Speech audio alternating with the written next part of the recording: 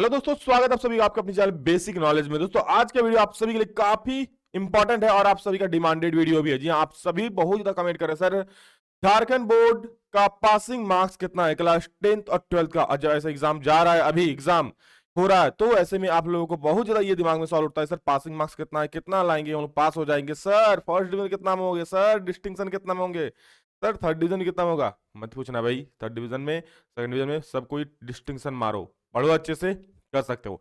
चलिए, किसमें कितना नंबर मिलेगा, मतलब कितना नंबर लाने पे कौन सा डिवीजन मिलेगा, और सबसे जरूरी चीज कितना नंबर लाने से पास हो जाएगा।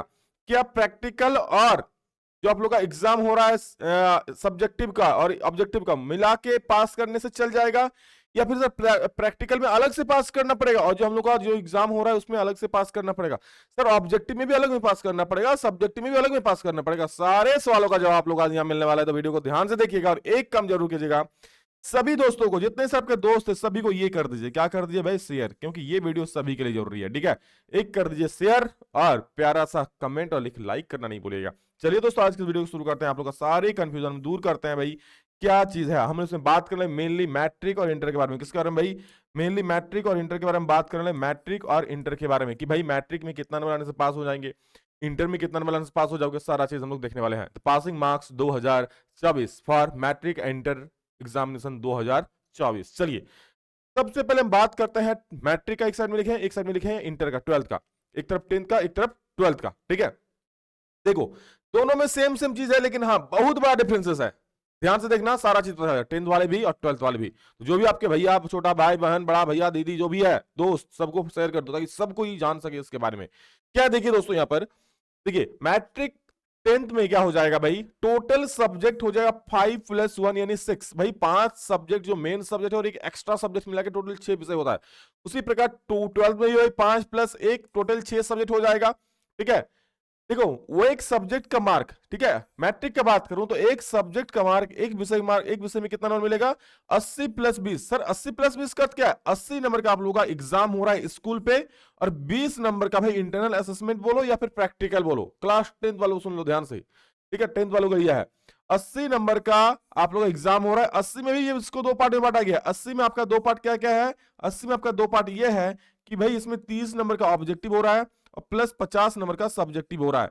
30 नंबर का ऑब्जेक्टिव और 50 नंबर का सब्जेक्टिव 80 में, ठीक है, और 20 नंबर का इंटरनल असेसमेंट बोलो या प्रैक्टिकल बोलो। देखो पासिंग मार्क्स कितना है, 33%, ओवरऑल 33%। सर 33% होता ही कितना है, देखो पासिंग मार्क्स जब भी जुड़ाता है तो टोटल सब्जेक्ट का जुड़ाता है, 500 का जोड़ो या फिर एक विषय का जोड़ो, तो आपको 500 में 33% लाना है तो पास हो जाओगे। और उससे भी बड़ी चीज, आपको हर एक विषय में 33% लाना होगा। जैसे आप लोगों को मैथ में भी 33% लाना है, साइंस में भी लाना है, सोशल साइंस में लाना है, इंग्लिश में भी लाना है, हिंदी में भी लाना है, हर एक में इंडिविजुअल तरीके से 33%।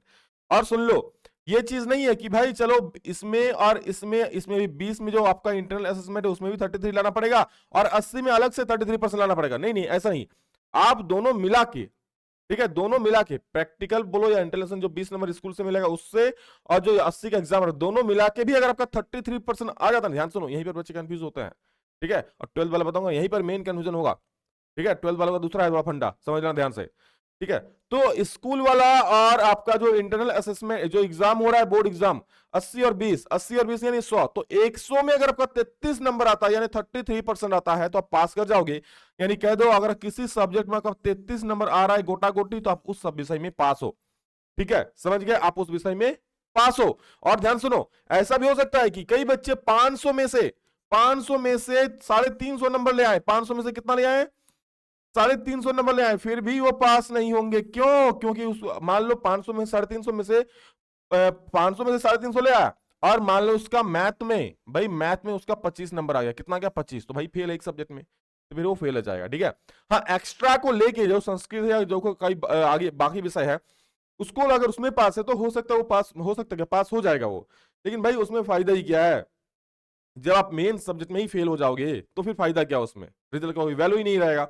हाँ एक जिसको कहलाना कि भाई मैं पास हूं उसके लिए ठीक है, लेकिन भाई ये चीज सही नहीं है। ठीक है, तो समझ लीजिए लिए आप लोग कि 100 में से आपको 33 नंबर लाना पड़ेगा। आप कैसे भी लाओ, मान लो आपको स्कूल से 20 में 20 मिल जाए, एक मेरी बात सुनो, ठीक है, जस्ट आपको स्कूल से कितना मिल रहा है, 20 में से 20 मिल रहा है, 20 मिल गया। अब बाकी आपको पास करने के लिए कितना चाहिए भाई, कितना चाहिए, 13 नंबर। तो अगर आप 80 में 13 नंबर भी लाते हो ना, हाँ, लेकिन स्कूल से अगर 20 मिले तो आप 80 में अगर किसी का 13 नंबर भी आ रहा है तो भाई वो पास हो जाएगा।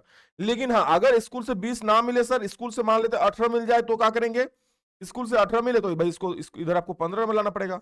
स्कूल से अगर आपको 16 मिले तो इधर आपको उस हिसाब से लाना पड़ेगा 17 नंबर। ठीक है, तो आप पास हो जाओगे। तो समझ लो ना, स्कूल से लगभग अमूमन हर किसी को 18 के आसपास मिल ही जाता है। तो 15 नंबर अगर आप ला रहे हो ना भाई तो भी पास हो। लेकिन भाई पास किसको करना है, हम लोग को पास थोड़ी करना है, हम लोग को अच्छा नंबर लाना है, तो उसके लिए पढ़ना पड़ेगा। तो पढ़ो, अभी वक्त है। ठीक है, हाँ, ये वीडियो जो रिजल्ट के एग्जाम के बाद देख रहे हैं तो भाई अब कुछ हो नहीं सकता। ठीक है, जो होना था वो हो गया। तो अभी जो एग्जाम का टाइम है तो भाई पढ़ लो अभी। ठीक है, और जिस रिजल्ट ये वीडियो जो रिजल्ट के बाद देखेंगे तो भाई आगे का सोचो अब। ठीक, तो समझ लीजिए मेनली एक पासिंग का फंडा है। ठीक है, हर एक सब्जेक्ट में इंडिविजुअली पास होना होगा भाई। मैथ में, साइंस में, हिंदी में, इंग्लिश में, सोशल साइंस में, संस्कृत में, सब में इंडिविजुअली अलग से 33% नंबर सब में आएगा तो आप पास हो जाओगे। अभी कौन सा नंबर में कितना डिवीजन कौन सा मिलेगा सारा चीज बताएंगे, चिंता क्यों करता हो, हर एक चीज मिलेगा। ठीक है, तो समझ गए 10th का फंडा क्या है भाई, क्लियर है।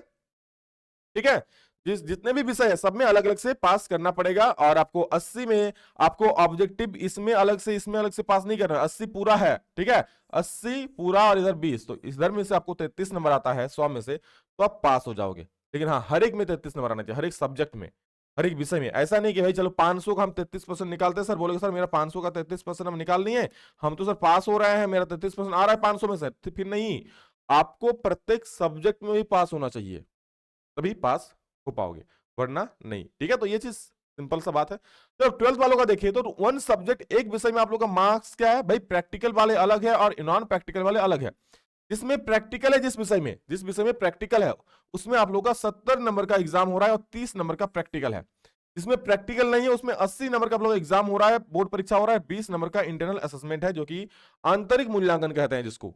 ठीक है, अब देखो आप लोग का भी वही फंडा है, 33% लाना है। लेकिन ध्यान सुनो, आप लोगों को अलग से 33% लाना होगा भाई। इधर 70 का भी 33% लाना है, 70 का 33% कितना हो जाएगा भाई, निकाल लो। 7 21 का 1 हाथ मेरा 2, 7 21 22 23, 23.1, मतलब वही 23 नंबर के आसपास अगर आप लाते हो 23 नंबर 70 में, मतलब जो एग्जाम स्कूल में हो रहा है अभी आपका बोर्ड एग्जाम, उसमें आपको 33% लाना है। और जो इंटरनल जो प्रैक्टिकल होगा उसमें भी 33% लाना है। इसका भी कितना, 33% लाना होगा। तो इसका 33% कितना होगा, 3 3 9, 3 3 का 9, ठीक है, 9.9, मतलब ऑलमोस्ट 10 नंबर के आसपास मानो ना, 10 नंबर के आसपास आपको लाना पड़ेगा तो आप पास हो जाओगे। इतना अगर आप नहीं लाते हो तो फिर फेल। मान लो कोई बच्चा इधर तो भाई स्कूल से तो प्रैक्टिकल में पास करा देगा, ठीक है, अब कोई मान लो किसी टीचर से बनता नहीं है तो अलग बात है, लेकिन पास करा देगा स्कूल से, सबको चिंता मत करो। आपको मेन फोकस इस पर करना है। अब इसमें तो पास हो, दोनों मिला के 33% नहीं चलेगा, जैसे 10th में चल रहा था ना भाई, दोनों मिला के लाना होगा, वो नहीं चलेगा।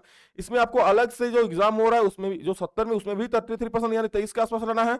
और इधर भी उसी प्रकार नॉन प्रैक्टिकल वालों के लिए भाई इसका 80 का 33% लाना है। 80 का 33% कैसे निकालोगे, 38 24 का 4 हाथ मेरा 2, 38 24 25 26 26.4, मतलब वही 26 27 के आसपास नंबर आएगा। 26 भी आएगा तो किसी को पास करा देगा भाई, 0.4 के लिए थोड़ी किसी को रुकेगा।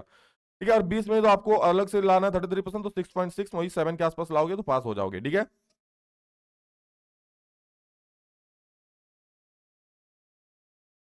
सिक्स पॉइंट सिक्स होता है। ठीक है, 33%, तो इसमें ऑलमोस्ट आप 7 नंबर लाओगे तो पास हो जाओगे। क्लियर है, इसमें 26 27 लाओगे तो पास हो जाएगा।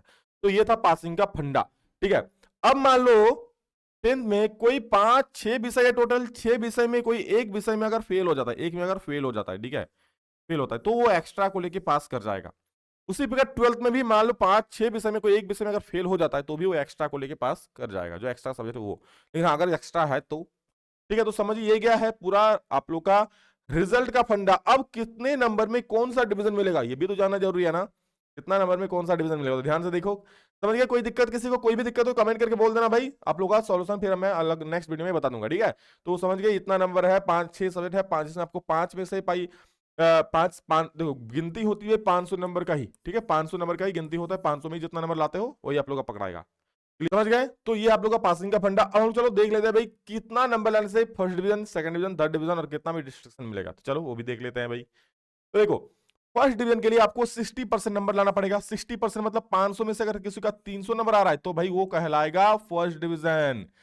सेकंड डिवीजन के लिए आपको कम से कम 45% लाना पड़ेगा। अगर किसी का मिनिमम 225 भी आ रहा है ना, 225 से लेकर 299, 225 से लेकर 299 किसी का आता है तो भाई वो सेकंड डिवीजन कहलाएगा। अगर किसी का 33% आता है, मतलब 165 नंबर, 165 से लेकर 224 तक किसी का आता है तो भाई वो थर्ड डिवीजन कहलाएगा। ठीक है सर, डिस्टिंक्शन कितना में होगा, डिस्टिंक्शन कितना में होगा, हम लोग सब वही अब तक के लिए इंतजार कर रहे हैं ना। तो सुनो, डिस्टिंक्शन लाने के लिए आपको 80% नंबर, 80% नंबर लाना पड़ेगा, यानी 100 में से अगर किसी का 80 नंबर आ रहा है भाई तो आपको डिस्टिंक्शन मिलेगा। तो भाई चैनल पढ़ो अच्छे से, जरूर मिलेगा। तो ये आपको का पूरा रिजल्ट का फंडा, कर दीजिए सभी को शेयर अगर करते हो किसी की केयर। ठीक है, चलो सो लव यू ऑल, हम भगवान से यही प्रार्थना करते हैं आप लोगों का एग्जाम बहुत बढ़िया जाए और अच्छे से नंबर ला पाओ। चलो love you all, thank you all of you, अभी इतना ही, फिर नेक्स्ट जल्द मिलेंगे, तो जय हिंद, वंदे मातरम।